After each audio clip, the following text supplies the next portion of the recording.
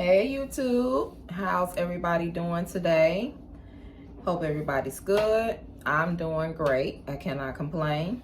I'm basically here today finna give you guys some hair love, some tips on how to keep your hair healthy, how to grow it and maintain, your everyday styles outside of being with your stylist.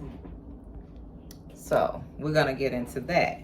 And for people that don't know me, I've been doing hair over 20 plus years. And of course, I've come into all kind of different clients, different hair textures. And everybody wants to know the same question, basically, how to keep their hair healthy, moisturized. If they're not with me, what can they do to keep their hair healthy and maintain a healthy scalp and hair? So I got some tips for you guys to keep that going, when you're not with your hairstylist or whoever does your hair. If you do your hair on your own, I got some tips for you. So first of all, we want to make sure, and everybody, you need to know, everybody's hair and texture of hair is completely different. So you don't want to try and compare your hair to your friend's hair or anybody else's hair that you might see online or whatever. So say your friend get her a sew-in and she keeps it in for a while and it grows down her back. Don't go to your stylist thinking you're gonna get this sew-in and it's gonna grow your hair down your back, especially if you don't have that type of hair.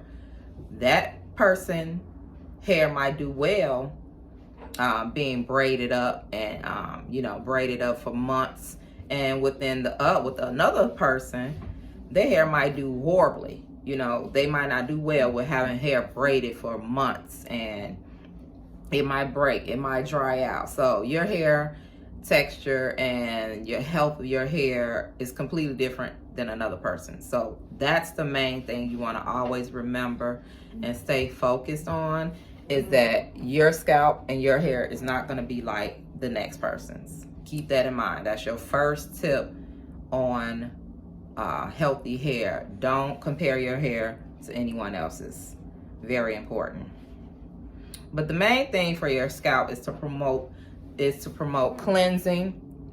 Keep your hair washed every 2 to 3 weeks. You want to do that on a regular, because you have a buildup. It's a buildup of different, sweats, the environment outside, and you don't want to have that on your hair. So you want to shampoo the hair. If you work out on a regular, you got that sweat all in your hair, you need to shampoo that out, because the sweat dries the hair out. Sweat has like a salt in it that helps to dry the hair out in the scalp. So that's why you might get that itchiness or irritation.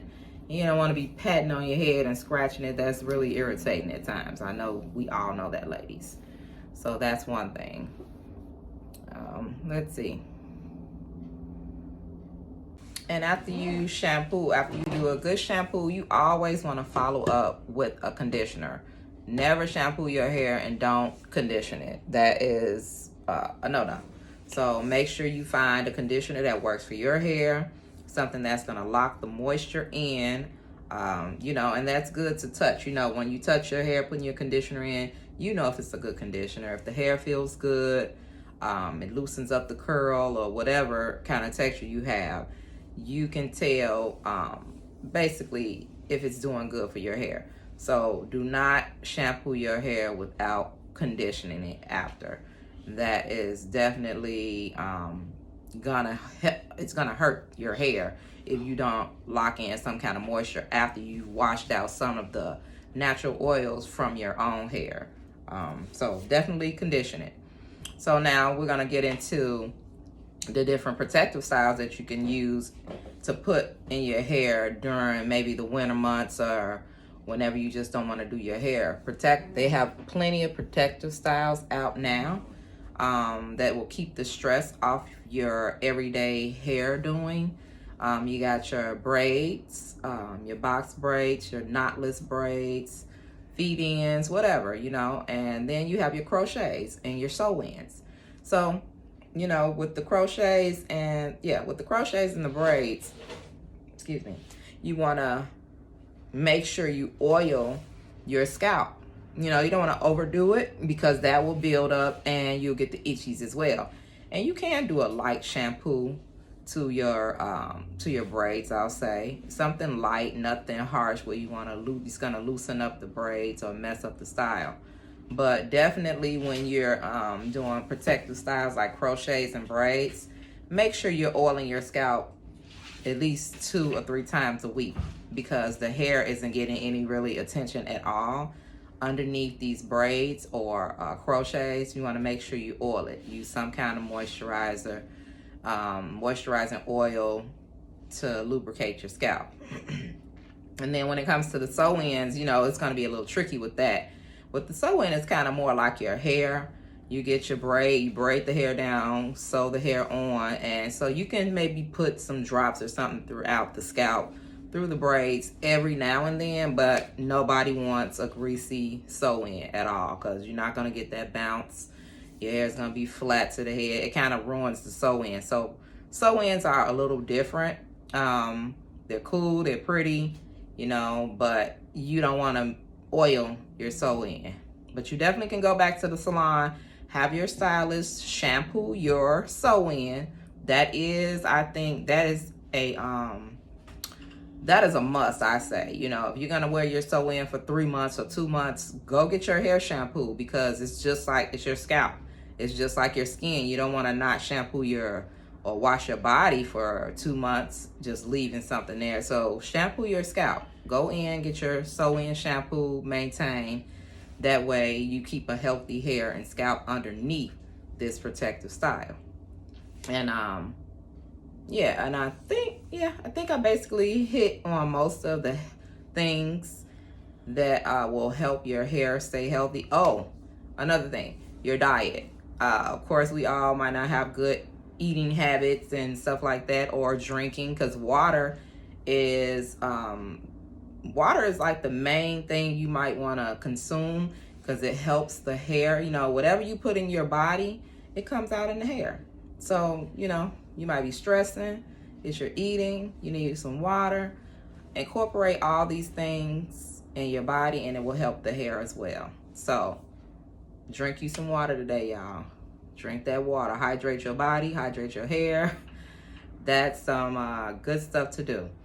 So I think I've touched on basically most of the stuff that I was going to talk about today. And if you guys have any other questions, message me, leave me messages. If I wasn't clear, leave me a message and I'll let you know. Oh, and one more thing, sorry. Some crochet styles that I'll say kind of avoid, not crochets, but any style. Avoid lots of tension. You don't want a lot of pulling on the hair. That tension, it really will mess your hair up. That's where you get the thinning edges or breakage in the hair. Try to stay away from stuff that's really, really pulling tight. If it feels tight, it's too tight. You're going to get some kind of pulling when it comes to the braids and the crochets, and even when you sewing your hair for the sew-in.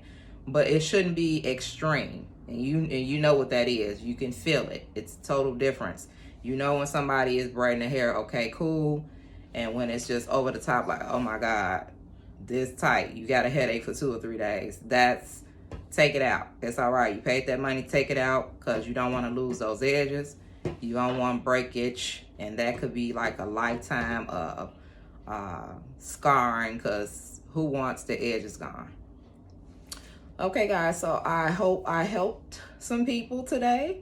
Like and subscribe. Put your post notification bells on. And see you guys next video. Later.